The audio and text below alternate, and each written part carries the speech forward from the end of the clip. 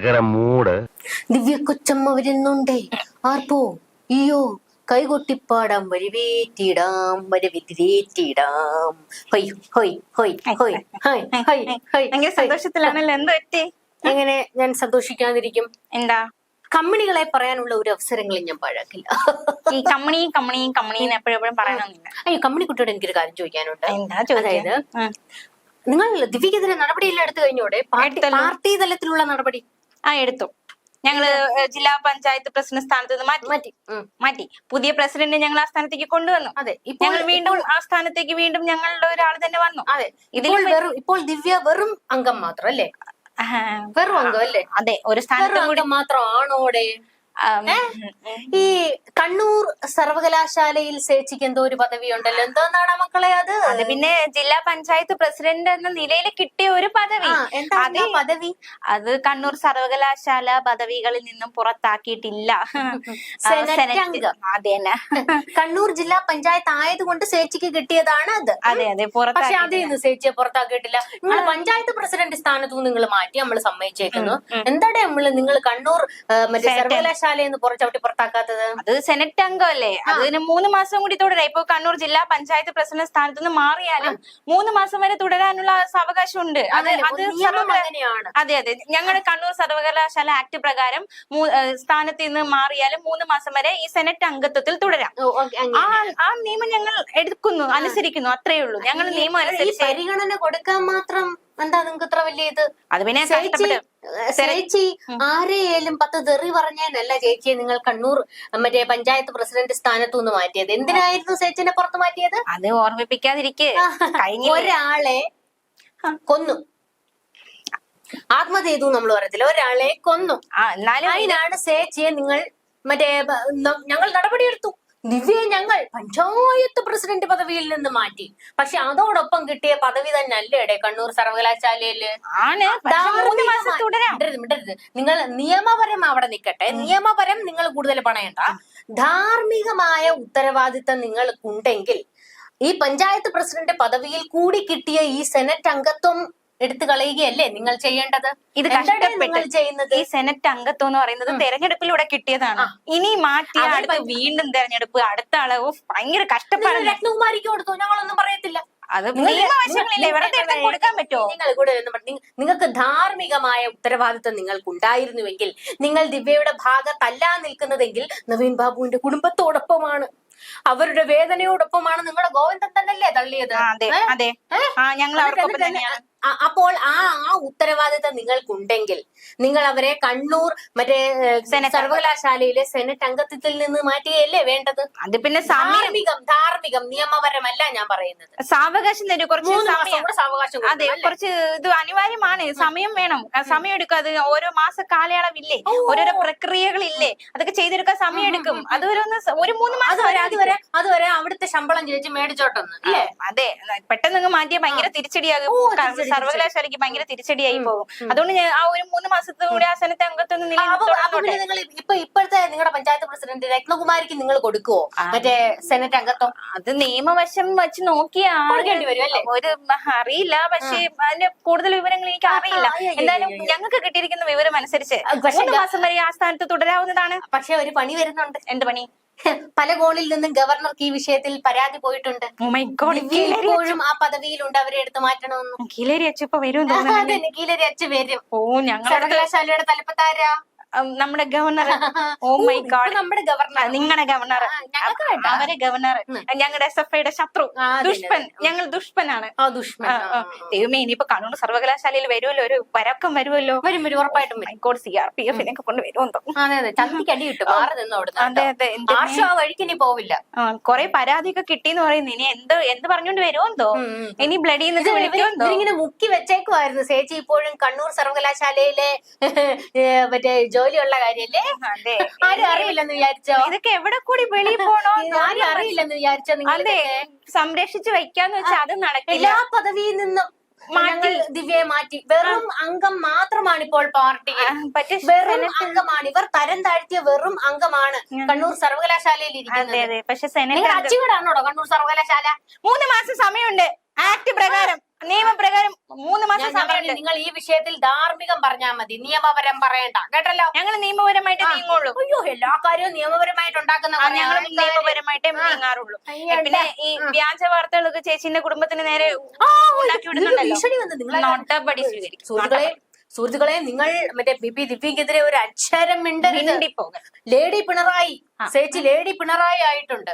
എനിക്കെതിരെ ഏവനേലും, എനിക്കോ എന്റെ കുടുംബത്തിനെതിരെ ഏവനേലും എന്തേലും പറഞ്ഞ അമ്മയാണ് ഞാൻ തൂക്കി അകത്തിടുന്നത്. നടപടി എടുക്കും. പിന്നെ കുറെ ദിവസമായി തുടങ്ങിയിട്ട് കുടുംബത്തെ ഞങ്ങളെയൊക്കെ മുഖ്യധാര മാധ്യമങ്ങളോട് അപമാനിച്ചുകൊണ്ടിരിക്കുന്നു. ഇനി നടപടി എടുക്കും. ഇനി ഇത് അനുവദിച്ചു കൊടുക്കൂലേ ഞങ്ങൾ. പോലീസുകാർ ചേച്ചിയുടെ ഞങ്ങൾക്കുണ്ട് നാണോ മാനവും അഭിമാനമുണ്ട്. അഭിമാനം.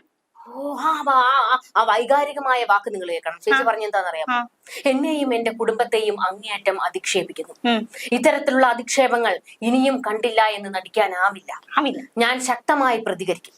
സൈബർ ആക്രമണത്തിനെതിരെ ഞാൻ കേസ് കൊടുക്കും. കേസ് കൊടുക്കണം പിള്ളേർ. നിങ്ങൾക്ക് മാത്രം മാനം, അഭിമാനം. അപ്പൊ ആ നവീൻ ബാബുവിന് ഇല്ലായിരുന്നോടെ ഇതൊന്നും? അതൊക്കെ കഴിഞ്ഞതാണ്, ഞങ്ങൾ ക്ലോസ് ചെയ്തപ്പോ. കഴിഞ്ഞതാണെന്ന് നിങ്ങൾ ക്ലോസ് ചെയ്ത ക്ലോസ് അല്ല, അത് അന്വേഷണം നടക്കുകയാണല്ലോ. അന്വേഷണം നടക്കുന്ന കാര്യത്തെ കുറിച്ച് നിങ്ങൾ കൂടുതലൊന്നും പറയണ്ട കേട്ടല്ലോ. നിങ്ങൾ പ്രത്യേക അന്വേഷണ സംഘത്തെ കൊണ്ടുവന്നിട്ട് അവന്മാരവിടെ പരിപ്പോടെയും കട്ടൻ ചായം തിന്നോണ്ടിരിക്കുന്നു. വേറെ ഒന്നും നടക്കുന്നില്ല അവിടെ. ഉള്ള തെളിവും കൂടെ നശിപ്പിക്കാൻ നോക്കുന്നു. എന്തായാലും ഞങ്ങൾ എന്നിട്ട് ചേച്ചി പറയാണ്, ഇനിയും ഇത്തരത്തിലുള്ള അധിക്ഷേപങ്ങൾ ഞാൻ കണ്ടു നിൽക്കില്ല എന്ന്. അല്ലെ ചേച്ചി, അപ്പൊ നിങ്ങൾക്ക് മാത്രം ഈ മാനോ അഭിമാനം ഉള്ളോ? മറ്റേ ഒരു യോഗത്തിൽ ചെന്ന് കയറിയാണല്ലോ നിങ്ങൾ ആ മനുഷ്യനെ അധിക്ഷേപിച്ചത്. അപ്പൊ അത് അധിക്ഷേപമായിരുന്നു എന്ന് നിങ്ങൾക്ക് തോന്നിയില്ലായിരുന്നു?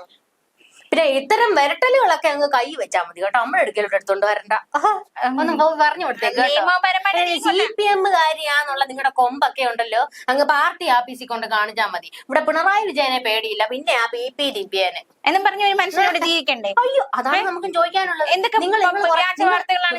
നിങ്ങൾ CPMകാർ ഇവിടെ ഉണ്ടെന്ന് പറഞ്ഞോണ്ട് ബാക്കി ആർക്കും ജീവിക്കേണ്ടായോ?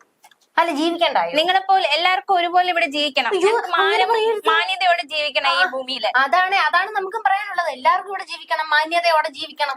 നിങ്ങൾ കുറെ ക്ഷുദ്ര ജീവികളോട് ഉള്ളിടത്തോളം കാലം അത് നടക്കുന്നില്ല.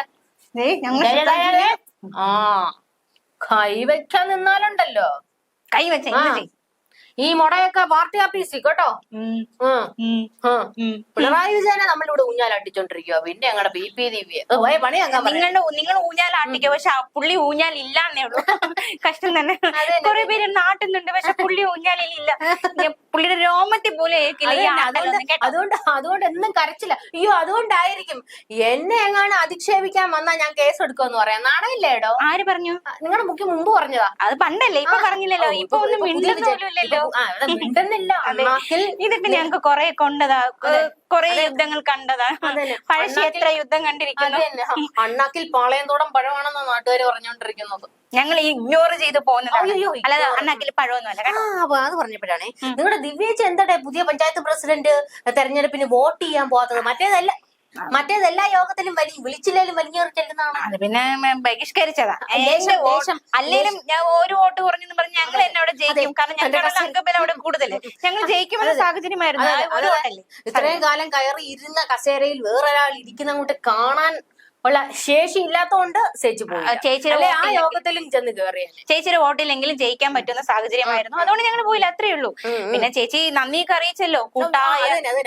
ആർക്കും സംശയമൊന്നും തോന്നാതിരിക്കാൻ വേണ്ടി ചേച്ചി തൊട്ട് പിന്നാലെ ഒരു കുറിപ്പിട്ടായി. അതെ, ഭരണപക്ഷമെന്നോ പ്രതിപക്ഷമെന്നോ വ്യത്യാസമില്ലാതെ ഭരണസമിതി അംഗങ്ങളുടെയും ജീവനക്കാരുടെയും നിർവഹണ ഉദ്യോഗസ്ഥരുടെയും കൂട്ടായ്മയും സൗഹാർദ്ദവുമായിരുന്നു കണ്ണൂർ ജില്ലാ പഞ്ചായത്തിന്റെ വിജയമെന്ന് ചേച്ചി പറഞ്ഞില്ലേ?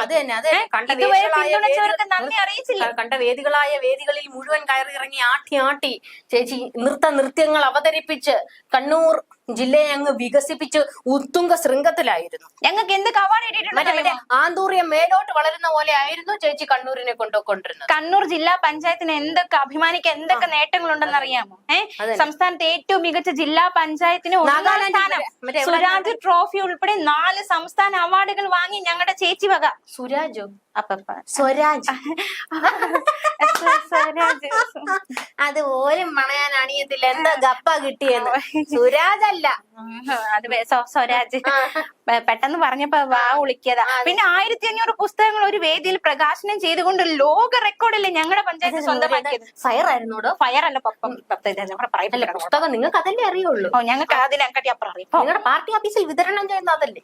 ഞങ്ങളുടെ പാർട്ടി ഓഫീസിൽ ലഘുലേഖയാണ് വിതരണം. ആ, ലഘുലേഖയ്ക്കടിയില് ചൂടൻ കഥകൾ, ഒളി ജീവിതങ്ങൾ, അതാണ് ഒളിവിലെ ഓർമ്മകൾ. അത് തന്നെ. നിങ്ങൾക്ക് അതൊക്കെ അല്ലേ അറിയത്തുള്ളൂ. പിന്നെ ഞങ്ങളുടെ പ്രശാന്ത് ചേട്ടന് 2 ഒപ്പ്, ഞങ്ങളുടെ ഏട്ടന് 2 ഒപ്പുണ്ട്. 2 തന്തയുണ്ടെന്ന് നാട്ടുകാർ പറയുന്നുണ്ട്. 2 ഒപ്പ് മാത്രമല്ല, ഞാൻ പറയുന്നല്ല, മറ്റേ സോഷ്യൽ മീഡിയ വന്നതാണ് കേട്ടോ. അത് ശരിയാ. എല്ലാരും എന്തായിരുന്നു ഒരു മുഖ്യമന്ത്രിക്ക് കൊടുത്ത പരാതിയിൽ അവന്റെ ഒരു ഒപ്പിന് പോലും വിലയില്ല, എന്നിട്ടാണ് അവന് 2 ഒപ്പുണ്ടെന്ന്. നിങ്ങൾക്കെല്ലാം പിന്നെ ഡബിൾ ആണല്ലോ. അതെ, ഞങ്ങൾക്ക് ഡബിൾ. ഞങ്ങൾ അവിടെയും ഉണ്ട് ഇവിടെയും ഉണ്ട്. ഇരട്ട ചങ്കൻ, അതെ, ഇരട്ട ഒപ്പ്, ഇരട്ട ഒപ്പ്. ഇനി എന്തുണ്ട്? ഇരട്ട തന്ത, ഇരട്ട എന്തായാലും ഞങ്ങക്ക് 2 ഒപ്പം ഉണ്ട്. അന്യ സംസ്ഥാനത്തൊക്കെ പോയി നൃത്യങ്ങൾ അവതരിപ്പിച്ചതിന് മറ്റേ പ്ലേറ്റിംഗ് ക്ലാസ് ഒക്കെ കിട്ടിയോ? ഇല്ല, കിട്ടിയിട്ടില്ല. അതൊക്കെ നിങ്ങൾ പഞ്ചായത്ത് ഓഫീസിൽ വെച്ചിട്ടുണ്ടെന്ന് പറയുന്നത്. ചേച്ചിക്ക് സോപ്പ് പൊട്ടി കിട്ടിയത്. ഡാൻസിന് ഞങ്ങളെ കളിയാക്കിയത് വേണ്ട, ഞങ്ങളുടെ ഡാൻസിനെ കളിയാക്കിയത്. നിങ്ങളുടെ സഹപാഠികൾക്ക് ആകെ അറിയാവുന്ന മറ്റേ പിണുവാതിരക്ക് കുമ്മിയടിക്കലല്ലേ?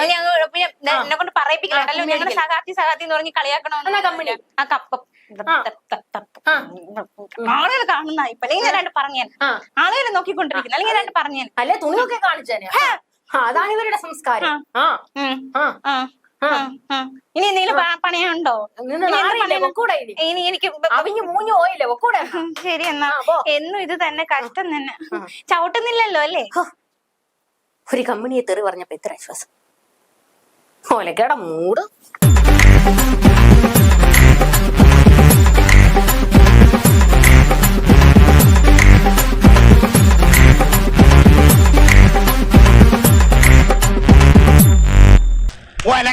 ഒലക്കര മൂട്.